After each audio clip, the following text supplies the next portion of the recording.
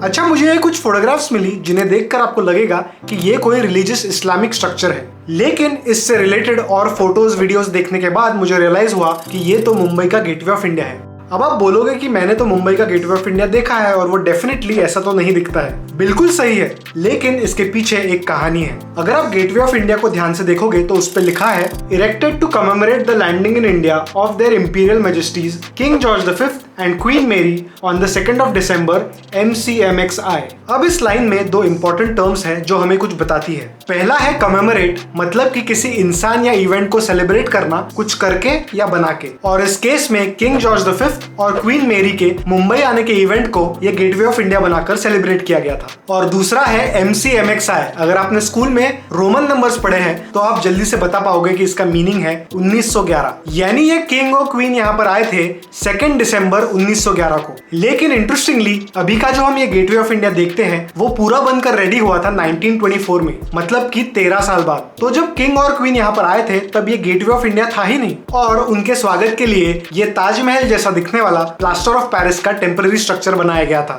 इस जगह को वेलिंगटन पियर और अपोलो बंदर जैसे नामों से जाना जाता है, और ये मुंबई शहर में आने के लिए एक सेरेमोनियल एंट्री पॉइंट हुआ करता था। मतलब कि जब भी कोई इंपॉर्टेंट इंसान को इस शहर में आना होता था तब वो यहीं से आते थे। ऑल्सो इंटरेस्टिंगली जब किंग और क्वीन यहाँ पर आए थे तब ये गेटवे ऑफ इंडिया तो था नहीं, लेकिन ताजमहल पैलेस होटल था, क्योंकि उसकी शुरुआत हुई थी 1903 में। तो जाहिर सी बात है कि उन्होंने ताजमहल पैलेस होटल को तो देखा ही होगा। ये हमें एक और चीज बताता है कि Taj Mahal palace hotel gateway of India से ज्यादा पुराना है, लेकिन जब हम जनरली देखते हैं तब हमें ऐसा ही लगता है कि गेटवे ऑफ इंडिया बहुत पुराना है। एनीवे, अभी का जो हम गेटवे ऑफ इंडिया देखते हैं वो पूरा बनकर रेडी हुआ था 1924 में, और इसके आर्किटेक्ट थे जॉर्ज विटेट, जिन्होंने इसे इंडो सारेसेनिक आर्किटेक्चरल स्टाइल में डिजाइन किया था। ये एक ऐसी स्टाइल थी जिसके अंदर यूरोपियन स्ट्रक्चरल डिजाइन लेकर हिंदू और इस्लामिक आर्किटेक्चर के एलिमेंट्स ऐड किए जाते थे। इंडो सारेसेनिक आर्किटेक्चरल स्टाइल उस वक्त काफी पॉपुलर थी और हमारे सबकॉन्टिनेंट में कई सारी बिल्डिंग्स इसी स्टाइल में बनाई गई है। कई लोग गेटवे ऑफ इंडिया को देखकर कहते हैं कि ये पेरिस के आर्क द ट्रायम्फ जैसा दिखता है,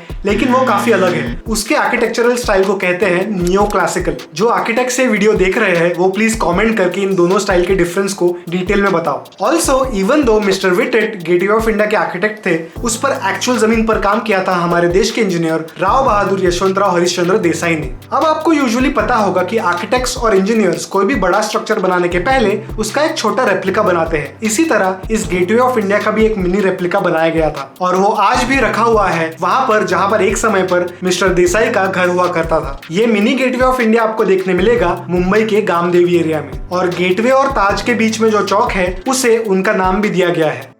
ओके, तो हर एक वीडियो के एंड में मैं एक छोटी सी लर्निंग शेयर करने का ट्राई करूंगा, क्योंकि जब भी हम हिस्ट्री पढ़ते हैं या पुरानी कहानियां सुनते हैं उसका एक मकसद ये भी होता है कि हम उन कहानियों से क्या सीखें। अब हर कहानी से हम काफी कुछ चीजें सीख सकते हैं, लेकिन मैं एक छोटी सी लर्निंग ऐड करने का ट्राई करूंगा। तो पहले के टाइम पर जब एक देश से दूसरे देश जाने के लिए शिप्स या बोट्स इस्तेमाल होती थी, तब समंदर, ओशन या वाटर हमारे ट्रांसपोर्ट का एक बहुत ही इंपॉर्टेंट जरिया था। तो जहां पर भी ये शिप्स लैंड हुआ करती थी, यूजुअली उसके आसपास के एरियाज में ही आपको रेंट पर रहने की जगह यानी कि होटल्स, गेस्ट हाउसेज, ये सब चीजें मिला करती थी ताकि वो पैसेंजर्स को कन्वीनियंट हो। जैसे कि गेटवे ऑफ इंडिया के आसपास के एरियाज में काफी होटल्स हुआ करते थे जो आज भी है। फिर जैसे जैसे पैसेंजर एरोप्लेन्स का इस्तेमाल बढ़ने लगा, इन होटल्स की भी लोकेशन, ये प्लेन्स जहां पर लैंड होते हैं वहां पर बढ़ने लगी। जैसे मुंबई का एग्जांपल देने जाऊं तो आपको मुंबई एयरपोर्ट के एरिया में काफी सारे होटल्स मिलेंगे। ये सब हमें ये भी बताता है कि कैसे एक मोड ऑफ ट्रांसपोर्ट के चेंज होने से एक सिटी का स्ट्रक्चर भी चेंज होता है। और भी बहुत कुछ है सीखने के लिए जो आप मुझे कमेंट करके बता सकते हो। एनीवे, तो इसी तरह हमें कुछ फोटोग्राफ्स के जरिए कितनी सारी चीजें पता चली जब हमने उनके बारे में और जानने की कोशिश करी,